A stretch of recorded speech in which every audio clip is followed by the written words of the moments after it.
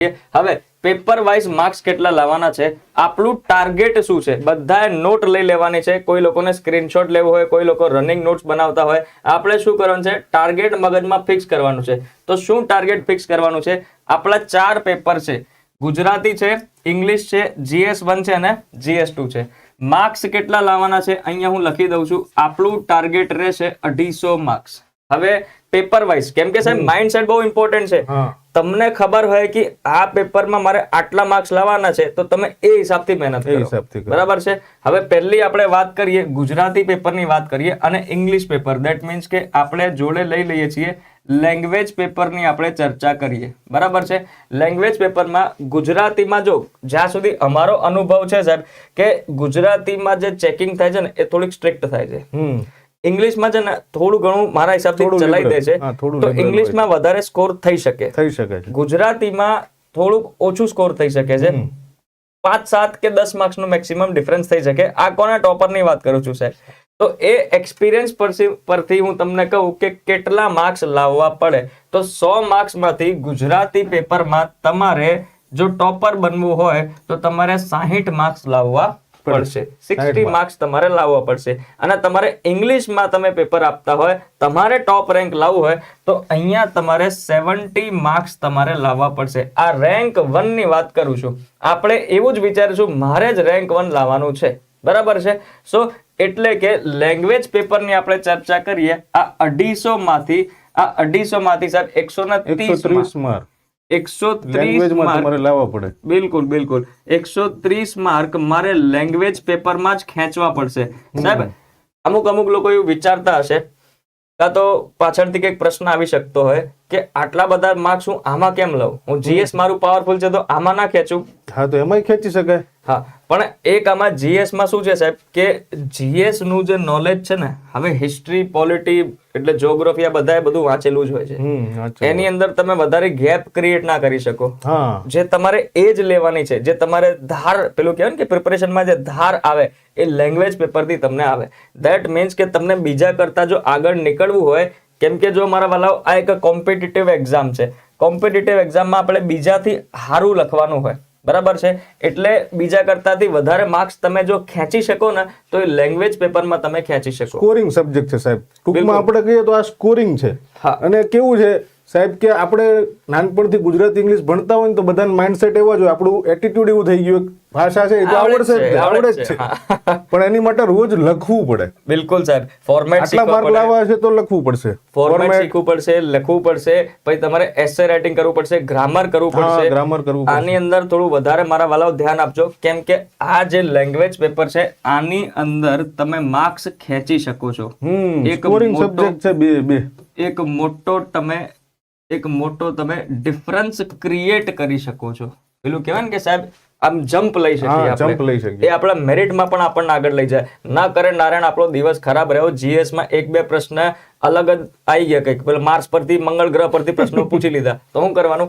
Language પેપરની અંદર જો તમે ગ્રામર પરફેક્ટ હશે, તમારું એસે રાઇટિંગ પરફેક્ટ હશે, તમને બધા જ ફોર્મેટ આવડતા હશે, આમાં કાયદેસર તમે આગળ નીકળી જ જશો. ધેટ મીન્સ કે મારે ટોપર બનવું હોય તો સાહેબ મારે લેંગ્વેજ પેપરમાં 130 માર્ક્સ મારે ખેંચવા પડશે. બીજો જે એવરેજ કેન્ડિડેટ હશે એ આની અંદર 100 માર્ક્સ લાવશે. હું કહી દઉં સાહેબ, કેમ કે આટલું બધું એક્સપિરિયન્સ છે ને, 100 માર્ક્સ લાવશે, 50 જેવા માર્ક્સ લાવશે, કાં તો 40 ને 60 એવા માર્ક્સ લાવશે. અહીંયા તમે બીજા કરતા, એવરેજ કેન્ડિડેટ કરતા મારે તમને ટોપર જ બનાવવા છે. એટલે કે 100 માંથી તમે જો અહીંયા બીજા લોકો 100 લાવશે, તમે લોકો 130 લાવશો, અહીંયા જ તમે 30 માર્ક્સ નો ડિફરન્સ ક્રિએટ કરી દેશો. સાહેબ 0.5 માર્ક્સ પણ ઇમ્પોર્ટન્ટ હોય છે. 0. અત્યારે ઘણાને પ્રિલિમમાં તમે હમણાં સાહેબ વાત કરી કે 0.5 માર્કે રહી ગયા હોય. એટલે જો 0.5 માર્ક થી પ્રિલિમ રહેતી હોય તો એવું પણ સાહેબ બન્યું છે લાસ્ટ રિક્રુટમેન્ટમાં કે 0.5 માર્ક થી 1 માર્ક થી 0.25 માર્ક માંથી પણ રેન્ક બદલાઈ ગયા છે. અને કોઈના જે છેલ્લા રેન્ક હોય ને સાહેબ, એમના સિલેક્શન નથી પણ થયા 0.5 માર્ક્સના લીધે. એટલે જ આપણે છોકરાઓને શું કીધું કે માઇન્ડસેટ એવું જ રાખવાનું, આપણે ઊંચું જ જોઈએ, ઊંચું નિશાન જ કરવાનું, એટલે કે ટોપર જ બનવાનું છે. બરાબર છે. અહીંયા તમે માર્ક્સ ખેંચી શકો છો. ધેટ મીન્સ કે તમારી જે મહેનત છે લેંગ્વેજ પેપરમાં દેખાવી જોઈએ, બરાબર છે. માર્ક્સના ટર્મ્સમાં તમારી દેખાવી જોઈએ. માર્ક્સ ખેંચવાના છે એટલું તમે યાદ રાખશો, બરાબર છે. ચાલો પછી જીએસ ની આપણે ચર્ચા કરીએ સાહેબ. હવે જીએસ માં 100 માર્ક્સના પેપર હશે, બરાબર છે. આપણે એવું કરીએ કે 60 માર્ક્સ GS1 માં અને 60 માર્ક્સ GS2 માં પણ રાખીએ.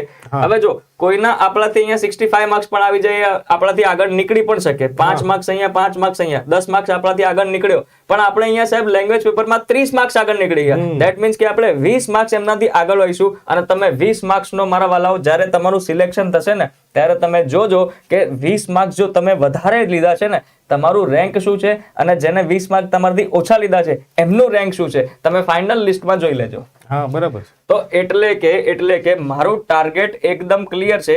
એકવાર ફરીથી લખી દઉં છું, બધા મગજમાં ફિટ કરી લેજો. લેંગ્વેજ પેપરની અંદર આ બંનેની અંદર મારે 130 માર્ક્સ ખેંચવાના છે. ગુજરાતીમાં 60 માર્ક્સ અને ઇંગ્લિશમાં કેટલા માર્ક્સ? 70 માર્ક્સ મારે લાવવાના જ છે.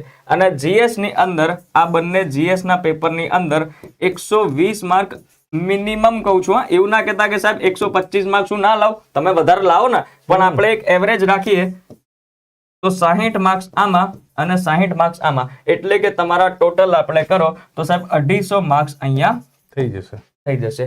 એવું પણ બની શકે ને સાહેબ કે લેંગ્વેજ પેપરમાં 120 આવે અને જીએસ માં 130 એવું થઈ શકે. એટલે એ તો તમારી સ્ટ્રેન્થ ને વીકનેસ તમે લખશો એટલે તમને ખબર પડશે જ.